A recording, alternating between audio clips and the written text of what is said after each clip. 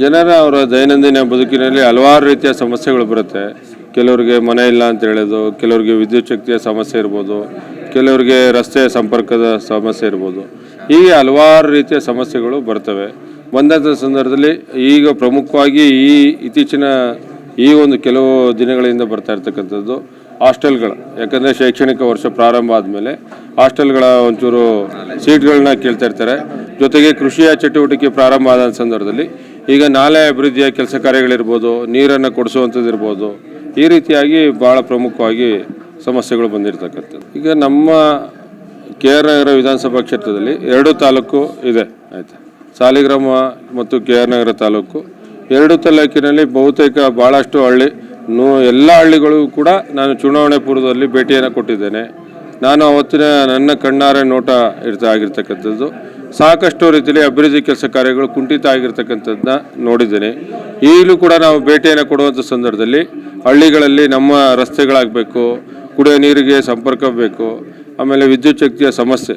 ಇತ್ತೀಚಿನ ದಿನಗಳಲ್ಲಿ ಏನಾಗಿದೆ, ಭಾಳಷ್ಟು ಹಳ್ಳಿಗಳ ಕಡೆ ಈಗ ಊರನ್ನು ಬಿಟ್ಟು ಹೊರಗಡೆ ಮನೆ ಕಟ್ಟುವಂಥ ಸಂಪ್ರದಾಯ ನಮ್ಮ ಇತ್ತೀಚಿನ ಹಳೆ ಮೈಸೂರು ಭಾಗದಲ್ಲಿ ಈಗ ಪ್ರಾರಂಭ ಆಗಿದೆ. ಆ ನಿಟ್ಟಿನಲ್ಲಿ ಅಂಥ ಕಡೆ ವಿದ್ಯುತ್ ಶಕ್ತಿಯ ಸಮಸ್ಯೆ ಭಾಳಷ್ಟು ರೀತಿಯಲ್ಲಿ ಕೇಳ್ಕೊಡ್ತಾ ಇರ್ತಕ್ಕಂಥದ್ದು ನಾವು ನೋಡಿದ್ದೇವೆ. ಹೀಗೆ ಅವರ ಸಮಸ್ಯೆಗಳನ್ನು ನೋಡ್ತಾ ಇದ್ದೀವಿ. ಅದಕ್ಕೆ ನಾವು ನಮ್ಮ ಇಲಾಖೆ ವತಿಯಿಂದ ಏನು ಮಾಡಬೇಕು, ಸರ್ಕಾರದ ವತಿಯಿಂದ ಏನು ಮಾಡಬೇಕು, ಈಗ ವಿಶೇಷವಾಗಿ 2 ವರ್ಷಗಳ ಅವಧಿಯನ್ನು ಮುಗಿಸಿ 3ನೇ ವರ್ಷಕ್ಕೆ ಕಾಲಿಟ್ಟಂಥ ಸಂದರ್ಭದಲ್ಲಿ ಸಾಕಷ್ಟು ರೀತಿಯಲ್ಲಿ ಅಭಿವೃದ್ಧಿ ಕೆಲಸ ಕಾರ್ಯಗಳಿಗೆ ನಾನು ಸರ್ಕಾರದ ಮಟ್ಟದಲ್ಲಿ ನಮ್ಮ ರಾಜ್ಯದ ಮುಖ್ಯಮಂತ್ರಿಗಳಾಗಿರ್ತಕ್ಕಂಥ ಸನ್ಮಾನ್ಯ ಸಿದ್ದರಾಮಯ್ಯ ಸಾಹೇಬರು, ಉಪಮುಖ್ಯಮಂತ್ರಿಗಳಾಗಿರ್ತಕ್ಕಂಥ ಸನ್ಮಾನ್ಯ DK ಶಿವಕುಮಾರ್ ಸಾಹೇಬರು ಅವರ ಜೊತೆಗೂಡಿ ಹಲವಾರು ಎಲ್ಲ ಇಲಾಖೆಯ ಸಚಿವರನ್ನು ಕೂಡ ಮನವಿಯನ್ನು ಮಾಡಿಕೊಂಡು ನಮ್ಮ ಕ್ಷೇತ್ರಕ್ಕೆ ಹೆಚ್ಚಿನ ರೀತಿಯಲ್ಲಿ ಅನುದಾನವನ್ನು ಕೊಡಬೇಕು, ಆದ್ಯತೆಯನ್ನು ಕೊಡಬೇಕು.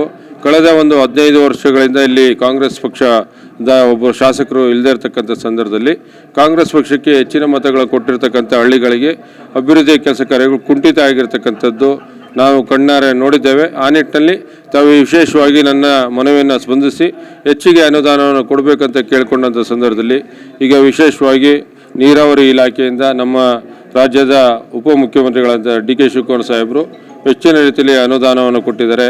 ಅದೇ ರೀತಿಯಲ್ಲಿ ಜೊತೆಗೆ ನಮ್ಮ ಸಣ್ಣ ನೀರಾವರಿ ಇಲಾಖೆ ಅಡಿಯಲ್ಲಿ ಬೋಸ ಸಾಹೇಬರು ಕೂಡ ಹೆಚ್ಚಿನ ರೀತಿಯಲ್ಲಿ ಅನುದಾನವನ್ನು ಕೊಟ್ಟಿದ್ದಾರೆ. ಜೊತೆಗೆ ಆರೋಗ್ಯ ಇಲಾಖೆಯಲ್ಲೂ ಕೂಡ ಅತಿ ಹೆಚ್ಚಿನ ಅನುದಾನವನ್ನು ಕೊಟ್ಟಿದ್ದಾರೆ. ನಮ್ಮ ಕ್ಷೇತ್ರಕ್ಕೆ ಮೊದಲ ಒಂದು ಅನುದಾನ ಬಂದಿರತಕ್ಕಂಥದ್ದು ನಮ್ಮ PWD ಇಲಾಖೆ ಅಡಿಯಲ್ಲಿ.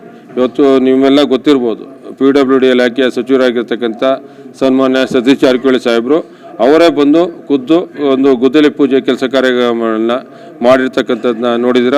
ಇದರ ಜೊತೆಗೆ ಭಾಳಷ್ಟು ಇಲಾಖೆಯ ಸಚಿವರು ಕೂಡ ಇವತ್ತು ಅನುದಾನವನ್ನು ಕೊಟ್ಟಿದ್ದಾರೆ. ಇವತ್ತು ಶೇಕಡ 500ಕ್ಕೂ ಹೆಚ್ಚಿನ ಕೋಟಿ ಅನುದಾನವನ್ನು ನಮ್ಮ ಕ್ಷೇತ್ರಕ್ಕೆ ಕೊಟ್ಟು ಅಭಿವೃದ್ಧಿ ಕೆಲಸ ಕಾರ್ಯಗಳನ್ನು ಮಾಡೋದಕ್ಕೆ ಅನುವು ಮಾಡಿಕೊಟ್ಟಿದ್ದಾರೆ. ಅದರ ಪೂರ್ವಕವಾಗಿ ಈಗಾಗಲೇ ಎಲ್ಲ ಇಲಾಖೆಯ ಅಧಿಕಾರಿಗಳನ್ನು ಕೆಲವು ದಿನಗಳ ಹಿಂದೆ ಮಾನ್ಯ ಜಿಲ್ಲಾಧಿಕಾರಿಗಳು ಮತ್ತು ಜಿಲ್ಲಾ ಪಂಚಾಯಿತಿಯ CEO ಅವರ ಜೊತೆಗೂಡಿ KDP ಸಭೆಯನ್ನು ಕೂಡ ಮಾಡಿದ್ದೀವಿ. ಅವತ್ತು ಅಧಿಕಾರಿಗಳಿಗೆಲ್ಲರೂ ಕೂಡ ಒಂದು ತಾಕೀತನ್ನು ಮಾಡಿದ್ದೀವಿ. ಏನೇನು ನಮ್ಮ ಅನುದಾನ ಬಂದಿದೆ ಅದನ್ನು ಜಲ್ದಿ ಅನುಷ್ಠಾನವನ್ನುಗೊಳಿಸಿ ನಮ್ಮ ಒಂದು ಹಳ್ಳಿಗಳ ಅಭಿವೃದ್ಧಿ ಕೆಲಸ ಕಾರ್ಯಗಳನ್ನು ಮಾಡಬೇಕು ಅಂತಕ್ಕಂಥ ನಿಟ್ಟಿನಲ್ಲಿ ಅವರಿಗೆ ಚುರುಕನ್ನು ಮೂಡಿಸಿರ್ತಕ್ಕಂಥ ಈಗ ಆಗಿದೆ. ಇದರ ಜೊತೆಗೆ ನಮ್ಮ ಸಾರ್ವಜನಿಕರಿಗೆ ಎಲ್ಲೆಲ್ಲಿ ಇಲಾಖೆಗೆ ಬಂದಂಥ ಸಂದರ್ಭದಲ್ಲಿ ಅವ್ರಿಗೆ ಒಂದು ಸೌಜನ್ಯವಾಗಿ ವರ್ತಿಸುವಂಥದ್ದು ಇರ್ಬೋದು, ಅವರನ್ನು ಕೂರಿಸಿ ಮಾತಾಡಿಸೋದು, ಆಲಿಸೋದು, ಅವರ ಸಮಸ್ಯೆಗಳನ್ನು ಕೇಳೋದು, ಅದನ್ನು ಬಗೆಹರಿಸೋ ನಿಟ್ಟಿನಲ್ಲಿ ಆಗಬೇಕು ಅಂತ